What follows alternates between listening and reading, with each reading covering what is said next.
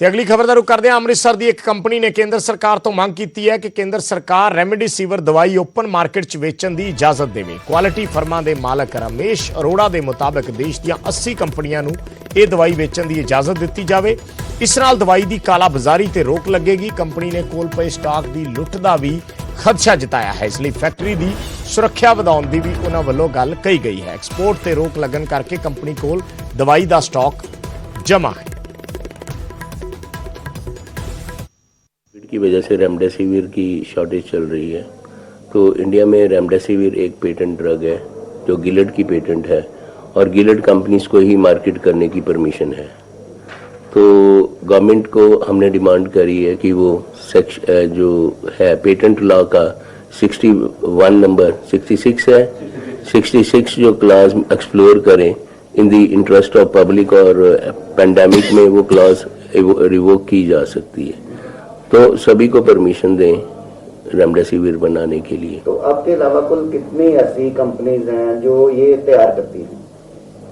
Actually remdesivir तो नहीं वो तैयार करती, लेकिन उनकी कैपेसिटी है तैयार करने की। सरकार की वजह से नहीं करती, सरकार की पॉलिसी की वजह से नहीं करती। अच्छा, यानी कि आपने ये मांग की है कि हमें भी जो है उसको तैयार करने की और डोमेस्टिक उसकी जो सेल है उसकी अनुमति दे, हमें भी दे और दूसरों को भी दे। आफ्टर ऑल चीजें सस्ती होंगी, मतलब इतनी महंगे महंगे टीके बिकना कोई ठीक बात तो नहीं।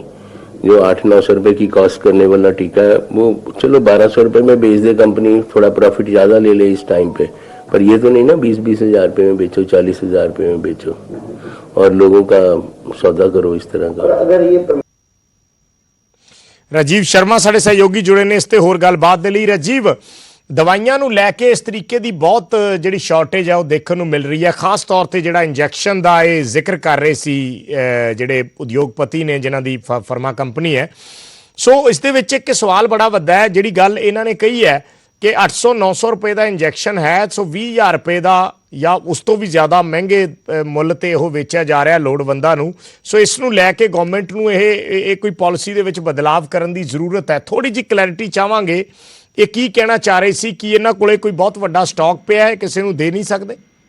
जी हाँ, बिल्कुल विजय, जेकर स्टॉक की गल करिए तो उन्होंने कहना कि सिर्फ साडे कोल नहीं बल्कि देश दियां 80 ऐसियां कंपनियां ने जिहड़ियां कि एंटीवायरल ਜਿਹੜਾ ਇਸ ਇੰਜੈਕਸ਼ਨ ਦੀ ਗੱਲ ਹੋ ਰਹੀ ਹੈ ਐਂਟੀਵਾਇਰਲ ਡੋਜ਼ ਹੈ, ਤਾਂ ਇਸ ਨੂੰ ਤਿਆਰ ਕਰਕੇ ਇਹ ਬਾਹਰਲੇ ਮੁਲਕਾਂ ਦੇ ਵਿੱਚ ਕਰੀਬ 70 ਮੁਲਕਾਂ ਦੇ ਵਿੱਚ ਇਹਨਾਂ ਤੋਂ ਵੱਲੋਂ ਜਿਹੜੀ ਵੱਖ-ਵੱਖ ਤਰ੍ਹਾਂ ਦੀਆਂ ਦਵਾਈਆਂ ਹੋਣ ਜਾਂ ਇੰਜੈਕਸ਼ਨ ਹੋਣ ਤਾਂ ਉਹ ਐਕਸਪੋਰਟ ਕੀਤੇ ਜਾਂਦੇ ਨੇ। ਤਾਂ ਇਹਨਾਂ ਦੀ ਇਹ ਮੰਗ ਹੈ ਕਿ ਕੇਂਦਰ ਸਰਕਾਰ ਨੂੰ ਮਨਜ਼ੂਰੀ ਦੇਣੀ ਚਾਹੀਦੀ ਹੈ। ਤਾਂ ਇੱਥੇ ਸਭ ਤੋਂ ਵੱਡਾ ਸਵਾਲ ਇਹ ਹੈ ਕਿ ਇਹਨਾਂ ਨੂੰ ਕਿਉਂ ਜ਼ਰੂਰਤ ਪਈ। ਕੁਝ ਦਿਨ ਪਹਿਲਾਂ ਇਹਨਾਂ ਦੇ ਇਸ ਇੰਜੈਕਸ਼ਨ ਦੀ ਜਿਹੜੀ ਵੀਡੀਓ ਹੈ ਜਾਂ ਇੱਕ ਫੋਟੋ ਹੈ ਵਾਇਰਲ ਕਰ ਦਿੱਤੀ ਗਈ ਔਰ ਲੋਕਾਂ ਵੱਲੋਂ ਇਹਨਾਂ ਨੂੰ ਫੋਨ ਕਾਲਸ ਆਈਆਂ इस तरीके दी कि जेकर तुहाडे कोल यह इंजैक्शन है और अमृतसर दे विच इसनूं बनाया जांदा तो तुसीं क्यों नहीं इसनूं मार्केट दे विच बेचदे। हालांकि उसदे पिछे कारण यह है कि भारत सरकार वालों सिर्फ 7 कंपनियां नूं ही पेटेंट किया गया जो कि भारत दे विच इह जिहड़ा इंजैक्शन है जां एंटीवायरल इसनूं डोज चाहिए तो इसकी सप्लाई इन्हां नूं करन दी अज है। तो इन्हां दा कहना कि जेकर भारत सरकार सानूं भी परमिशन दिंदी है तो लोकां दा किते ना किते एक वड्डा फायदा इस दे विच हो सकता है, क्योंकि 800 रुपया जिहड़ा इन्हां दा कहना कि कॉस्ट करदी है जिहड़ी दवाई है। तो जेकर लोकां नूं 20,000 या इस तो वध, जेकर मैं जिक्र करां कि जदों कोरोना वायरस दी जो शुरुआत हुई थी तो उस वेले लाख रुपए तक की इंजैक्शन जो है लोकां ने खरीदिया। तो किते ना किते लोकां दी जिहड़ी हो रही लुੱਟ दा हवाला दिंदे उन्हां ने कहा कि भारत सरकार नूं इस वाले पासे गौर करन दी लोड़ है ताकि लोकां नूं जिहड़ी ਇਹ एक सस्ती दवाई है जो एंटीवायरल डोज है वो हज़ारां रुपये या लाखां रुपये खर्च करने की बजाय कुछ ही जिहड़े ਅਸੀਂ कह सकते हैं कि 1000-1200 या 1500 ਵੱਧ ਤੋਂ ਵੱਧ ਉਹਨਾਂ ਦਾ ਕਹਿਣਾ ਸੀ ਕਿ ਜੇਕਰ ਕੋਈ ਕੰਪਨੀ ਜ਼ਿਆਦਾ ਮੁਨਾਫਾ ਕਮਾਉਣਾ ਵੀ ਚਾਹੁੰਦੀ ਹੈ ਤਾਂ 2000 ਰੁਪਏ ਤੱਕ ਵੀ ਜੇਕਰ ਇਸ ਨੂੰ ਵੇਚੇ ਤਾਂ ਗਰੀਬ ਜਾਂ ਜ਼ਰੂਰਤਮੰਦ ਲੋਕ ਜਿਹੜੇ ਨੇ ਉਹ ਲੁੱਟ ਤੋਂ ਬਚਾਏ ਜਾ ਸਕਦੇ ਨੇ। ਤਾਂ ਅੰਮ੍ਰਿਤਸਰ ਦੀ ਇਹ ਕੰਪਨੀ ਹੈ। ਅੰਮ੍ਰਿਤਸਰ ਤੋਂ ਇਲਾਵਾ ਕਰੀਬ ਦੇਸ਼ ਦੀਆਂ ਕੁੱਲ 80 ਦੇ ਕਰੀਬ ਐਸੀਆਂ ਕੰਪਨੀਆਂ ਨੇ ਜਿਹੜੀਆਂ ਦਵਾਈਆਂ ਤਿਆਰ ਕਰ ਰਹੀਆਂ ਨੇ ਔਰ ਉਹਨਾਂ ਵੱਲੋਂ ਇੰਤਜ਼ਾਰ ਕੀਤਾ ਜਾ ਰਿਹਾ ਕਿ ਕਦੋਂ ਭਾਰਤ ਸਰਕਾਰ ਇਹਨਾਂ ਦੀ ਇਸ ਮੰਗ ਤੇ ਗੌਰ ਕਰੇਗੀ ਔਰ ਲੋਕਾਂ ਦੀ ਜਿਹੜੀ ਹੋ ਰਹੀ ਲੁੱਟ ਹੈ ਉਸ ਤੋਂ ਲੋਕਾਂ ਨੂੰ ਬਚਾਇਆ ਜਾ ਸਕੇ। ਜੀ ਵਿਜੇ, ਠੀਕ ਹੈ, ਧੰਨਵਾਦ ਰਾਜੀਵ ਇਸ ਜਾਣਕਾਰੀ ਦੇ ਲਈ, ਇਸ ਗੱਲਬਾਤ ਦੇ ਲਈ। ਰੈਮਡੀਸਿਵਰ ਜਿਸ ਦੀ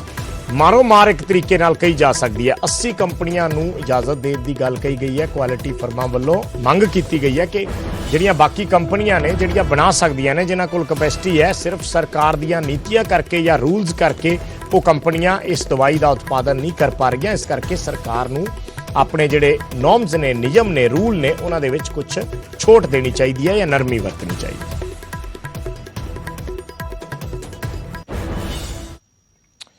ਤੇ ਲੋਕਾਂ ਨੂੰ ਵੈਕਸੀਨ ਲਗਵਾਉਣ ਪ੍ਰਤੀ ਉਤਸ਼ਾਹਿਤ ਕਰਨ ਲਈ ਇੱਕ ਅਨੋਖੀ ਪਹਿਲ ਕੀਤੀ ਗਈ। ਸਿਰਸਾ 'ਚ ਇੱਕ ਸਬਜ਼ੀ ਵੇਚਣ ਵਾਲੇ ਇੱਕ ਸਟੋਰ ਨੇ ਇੱਕ ਸਕੀਮ ਸ਼ੁਰੂ ਕੀਤੀ ਹੈ ਕਿ ਜੇਕਰ ਕੋਈ ਸ਼ਖਸ ਜਿਸ ਨੇ ਵੈਕਸੀਨ ਲਗਵਾਈ ਹੈ ਉਹ ਸਬਜ਼ੀ ਖਰੀਦਣ ਆਉਂਦਾ ਹੈ ਤਾਂ ਉਸ ਨੂੰ 5 ਰੁਪਈਆਂ ਦੇ ਵਿੱਚ 1 ਕਿਲੋ ਪਿਆਜ਼, ਆਲੂ ਤੇ ਟਮਾਟਰ ਦਿੱਤੇ ਜਾਣਗੇ। ਇਸ ਵਾਸਤੇ ਉਹਨਾਂ ਨੂੰ ਸਿਰਫ ਵੈਕਸੀਨ ਦਾ ਮੈਸੇਜ ਜਾਂ ਉਹ सर्टिफिकेट दिखाना होगा। देश भर में कोरोना के मामलों में बढ़ोतरी हो रही है, रोजाना कोरोना के मामले बढ़ रहे हैं। सरकार की तरफ से वैक्सीन लाई गई है, कोविड वैक्सीन लाई गई है। लोग ज़्यादा से ज़्यादा वैक्सीन लगाएं, इसके लिए सरकार भी कोशिश कर रही है। तो एक फ्रूट सेलर की तरफ से भी ये कोशिश की गई है कि लोग वैक्सीन लगाएं और एक स्कीम शुरू की गई है। यहाँ का एक फ्रूट सेलर है यहाँ पर, और अगर आप कोविड वैक्सीन लगाते हैं तो टमाटर, प्याज, आलू आपको 5 रुपए में दिया जाएगा। इस तरह के पंपलेट्स लगाए गए हैं। स्टोर पर मैं हूँ और यहाँ पर सबको ये पंपलेट्स दिखाए जा रहे हैं कि अगर आप वैक्सीन लगाकर आते हैं और उसका सर्टिफिकेट आपको दिखाते हैं तो ये 35 रुपये किलो वाला टमाटर, ये 14 रुपये किलो वाला आलू और ये 16 रुपये किलो वाले प्याज, कुल 73 रुपये, लगभग 70 रुपये से ज़्यादा बनते हैं, लेकिन 5 रुपये में ये देंगे अगर आप वैक्सीन का सर्टिफिकेट इन्हें दिखाते हैं। स्टोर के मैनेजर हमारे साथ हैं, हम उनसे जानते हैं क्या सर आपने इसकी स्कीम शुरू की है और किस तरह से लोग इस स्कीम को फॉलो करें और मकसद क्या है? सर मकसद जैसे आप अभी जान रहे हैं कोरोना महामारी कितनी फैल रही है देश के अंदर, तो ज़्यादा से ज़्यादा लोगों को जागरूक किया जाए वैक्सीन लगाने के लिए। तो उसी पर्पज़ से हमने एक छोटी सी कोशिश की है लोगों को इसके प्रति जागरूक करने के लिए, जिसके अंदर हम 5 रुपये में 1 किलो आलू, 1 किलो प्याज, 1 किलो टमाटर, जो कि उनकी रोज़मर्रा की ज़रूरत की चीज़ें हैं, उसको जोड़ा गया है। तो हमने एक ऑफ़र के रूप में इसे हमारे यहाँ पे पेश किया है साग सब्जी के अंदर। तो यहाँ पे जो भी आदमी आएगा उसे अपना एक वैक्सीन का मैसेज या कोई आईडी जो भी उसको मिला गया वो शो करके इस ऑफ़र का लाभ उठा सकता है। इसके अंदर छोटा सा एक क्लोज रखा गया है हमने, उसके लिए मिनिमम जो उसकी बिलिंग है वो 100 रुपये की होनी चाहिए। वो बिलिंग के बाद वो 5 रुपये के अंदर ये तीनों चीज़ें ले सकता है। और बाकी आप देख रहे हैं फुली हाइजीन सभी चीज़ें यहाँ पे अवेलेबल हैं। तो उसके मतलब कस्टमर आ रहा है तो उसको सभी तरह की फैसिलिटी यहाँ पे मिल जाएंगी। तो उसके आपने ये स्कीम कब से शुरू की और क्या लग रहा है आपको, कितने अब तक लोग आए हैं जिन्होंने इस स्कीम का बेनिफिट लिया है, को अभी आया है फिलहाल? बिल्कुल सर, 2 दिन हो गए हमें इस स्कीम को शुरू किए हुए। कस्टमर काफ़ी ज़्यादा आ रहे हैं और फ़ोन कॉल्स इतनी आ रही हैं कि मतलब एक आदमी फ़ोन सुनने पर लगा रखा है हमने। तो बिल्कुल वैक्सीन लगवाने के लिए सरकार भी प्रेरित कर रही है, जागरूक कर रही है। तो इस तरह के स्टोर ओनर भी लोगों को जागरूक कर रहे हैं कि वैक्सीन लगवा। ਤੇ ਹੁਣ ਗੱਲ ਨੈਟਵਰਕ 18 ਦੀ ਪਹਿਲ ITC ਪ੍ਰੈਜ਼ੈਂਟ ਸਵਾਭਿਮਾਨ ਭਾਰਤ ਦੀ। ਅਗਲੇ ਕੁਝ ਮਹੀਨਿਆਂ 'ਚ ਇਸ ਕੈਂਪੇਨ ਦੇ ਜ਼ਰੀਏ ਅਸੀਂ ਤੁਹਾਡੇ ਲਈ ਦੇਸ਼ ਭਰ ਤੋਂ ਕਹਾਣੀਆਂ ਲੈ ਕੇ ਆਵਾਂਗੇ। ਕਹਾਣੀਆਂ ਐਸੀਆਂ ਜੋ ਇਨੋਵੇਸ਼ਨ ਤੇ ਉਪਲਬਧੀਆਂ ਤੇ ਆਧਾਰਿਤ ਨੇ ਤੇ ਦੱਸਦੀਆਂ ਨੇ ਕਿ ਅਸੀਂ ਇੱਕ ਰਾਸ਼ਟਰ ਦੇ ਰੂਪ ਦੇ ਵਿੱਚ ਕਿੰਨੇ ਸਮਰੱਥ ਹਾਂ। ਇਹ ਇੱਕ ਕਿਸਾਨ ਨੈਟਵਰਕ ਦੀ ਕਹਾਣੀ ਹੈ ਜੋ ਇੱਕ ਇੰਟੀਗ੍ਰੇਟਿਡ ਸਪਲਾਈ ਚੇਨ ਸਟਾਰਟਅਪ ਹੈ। ਇਹ ਵਿਚੋਲੀਆਂ ਨੂੰ ਖਤਮ ਕਰਕੇ ਕਿਸਾਨਾਂ ਨੂੰ ਮਜ਼ਬੂਤ ਬਣਾਉਂਦਾ ਹੈ।